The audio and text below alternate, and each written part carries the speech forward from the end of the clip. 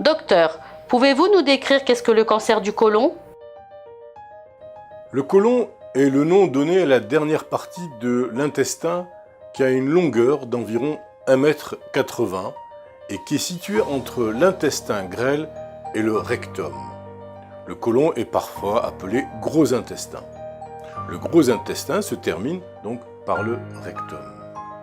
Le cancer du côlon et le cancer du rectum, couramment appelé cancer colorectal, représente la troisième forme de cancer la plus courante. Le risque de cancer colorectal s'accroît avec l'âge.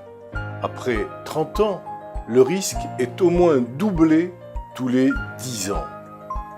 La majorité des médecins instaurent des examens de dépistage à partir de 50 ans.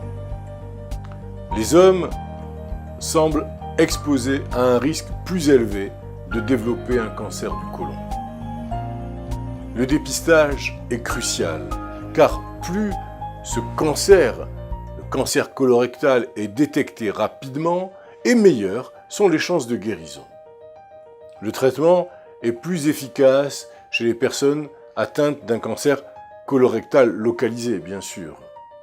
On conseille aux personnes pouvant être exposées à des risques de cancer colorectal plus élevés de consulter leur médecin pour décider du calendrier de dépistage qui convient le mieux à leur situation.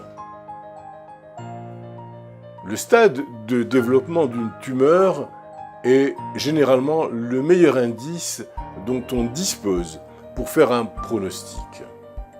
Les cancers sont généralement classés en stades en fonction de la dimension des tumeurs et surtout du degré de propagation de la maladie à d'autres parties de l'organisme. Le stade en question dépend principalement de la contamination des ganglions lymphatiques. Les ganglions lymphatiques sont des masses de cellules du système immunitaire ayant un peu la forme d'un haricot que l'on retrouve un peu partout dans l'organisme. Ils sont reliés les uns aux autres par leur propre réseau de vaisseaux, le système lymphatique. Le cancer se propage souvent à d'autres organes par le biais du système lymphatique. Cette propagation de la maladie d'une partie du corps à une autre est appelée métastase. Dans le cas du cancer du côlon, les stades 1 et 2 représentent des niveaux différents de pénétration de la paroi du côlon.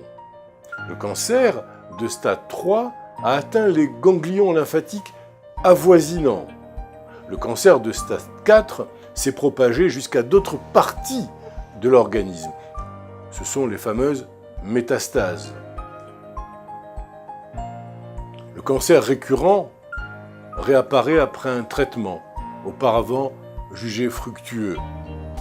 Il réapparaît souvent dans le foie ou les poumons, plutôt que dans le côlon.